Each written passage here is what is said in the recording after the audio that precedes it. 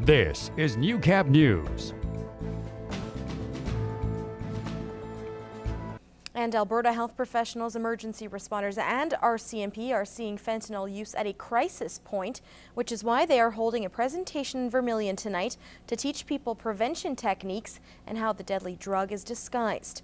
The presentation was organized by the Citizens on Patrol Society, who have tried to make the presentation as meaningful and informative as possible.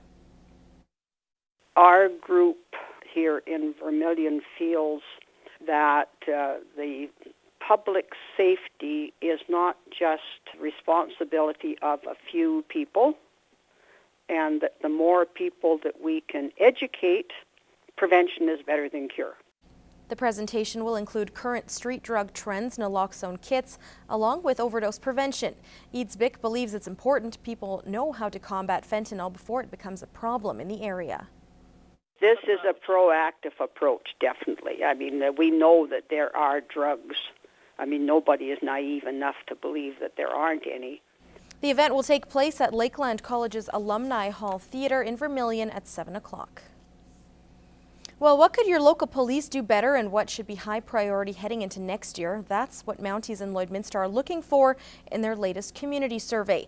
The annual survey launched this week is for the RCMP to get a better understanding of what the community needs and residents' concerns. According to the RCMP, the results will be used to create strategic priorities and plans for the upcoming year. The survey is online now and can be found on our Facebook and Twitter page. Manitoba has seen an unprecedented spike in refugees crossing into the province from the United States after Donald Trump tried to implement his travel ban. Last weekend, the RCMP picked up nearly 24 asylum seekers who were found walking at night in the cold. Public Safety Minister Ralph Goodale says he's aware of the problem and is looking into it. We are examining right now what are the appropriate steps to take to protect the integrity of the border, to make sure that public health and safety is properly protected, and to make sure that the people involved here are treated in a fair and compassionate way.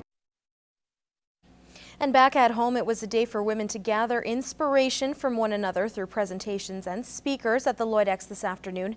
Angie Mellon explains. The exhibition center was buzzing with conversation as over 200 women came together for a personal and professional development day at the Inspiring Women Conference. It's just a day for women to get together and make some new plans and set some new goals for themselves and hopefully walk out and achieve them afterwards. This year's charity of choice is the Libby Young Center, and the executive director says it was a great day to get the name of the center out there. I just hope that women in whole, we become together as a community, and that this is just an opportunity for resources and a platform for everybody to get together and meet, and hopefully with some of the information that I've shared that people will access the Libby Young Center. The event also featured a panel discussion and several breakout sessions throughout the day, with the goal being self-growth. Hopefully at the end of today, people feel like they've invested in themselves and they've learned a few things from some of our presenters.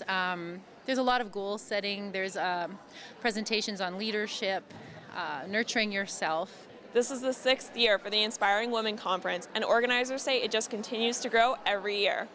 We'll keep going. As long as people keep coming, we'll definitely keep planning the conference. Angie Mellon, Newcap News.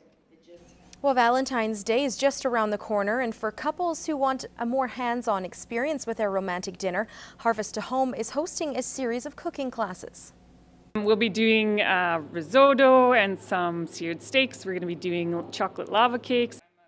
Chef Nancy Sambrook will be teaching the class and says it's a chance to learn about more than just cooking. Really, it's a fun time to be with your spouse or your partner and kind of get to see how they are in the kitchen. The men like to tell the women how to open certain things or how to cook or cut a certain way.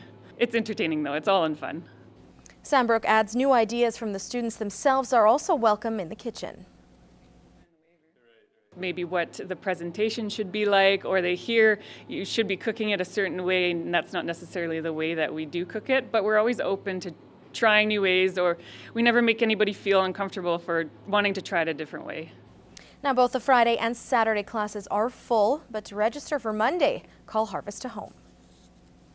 And there's no shortage of cuteness in this week's pet project. First, we have Bonnie and Bo, 2 9-week-old puppies. Then we have Wallace, a 2-year-old domestic short-haired cat. Here's John with the SPCA.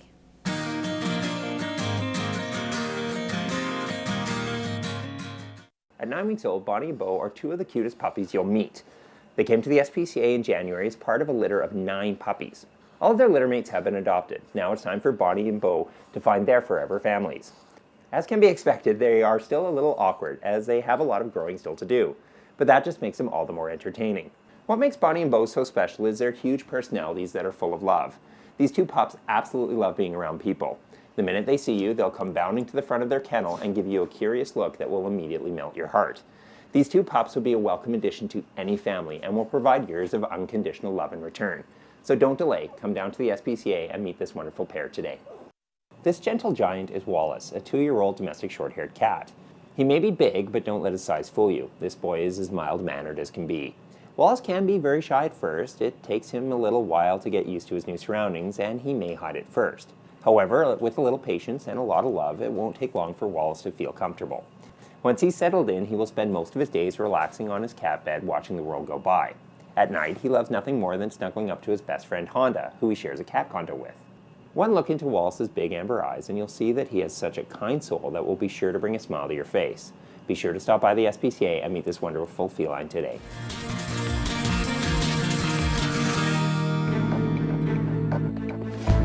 This is Newcap Sports. It was a special day for kids in Lloydminster as they got a nice treat after the Bobcats hockey game. Drew Miller has more on the annual Kids Skate and this week's Beyond the Boards. The Civic Center was packed on Sunday, but not just for the hockey game, as after the game, the Bobcats held their annual Kids Skate. They love it, we love it. We go out in schools, it's nice to see them. It's nice to come out to the rink and get to see them too. Players got to skate and interact with the kids, having some fun with the community that supports them all season. Especially in a season like this where things aren't going as we want them to, but they're here every night, they're cheering. A lot of these kids look up to the Bobcats, and having a chance to meet them and skate with them is an experience they won't forget. I've interacted with like 3, 4, and like 20 and like all those defensemen because I played defenseman in my kind of hockey career. It's awesome that you get the opportunity, and I think it's like really cool that you actually get the opportunity to actually skate with the Bobcats. For Lloydminster natives Kobe Walker and Tristan Petrie, they remember when they were kids and followed the Bobcats. Kind of like a deja vu right now. I think I came to a couple of skates when I was younger. Hopefully they have dreams of playing with the Bobcats one day, just like when I was a kid, everyone dreamed of playing with the Bobcats, and hopefully they do too. And maybe you'll see one of these energetic kids crack the Bobcat lineup one day. That'd be amazing if I actually could play with the Bobcats. That'd be sick. Drew Miller, Newcap Sports. Beyond the Boards is brought to you by City Center Auto Body. In business since 1983 with 2 locations to serve you better. They can fix anything. And the college volleyball regular season is nearly done, and the Rustlers women's team is already playoff bound, but the men are in a free fall. Lance Phillips now with a look at what went wrong and right at the Lakeland Gym. The Rustlers women's volleyball team is in a good place. The team took both matches from a weak Concordia squad. It also gave Coach Austin Dyer a chance to work in many of his rookie players.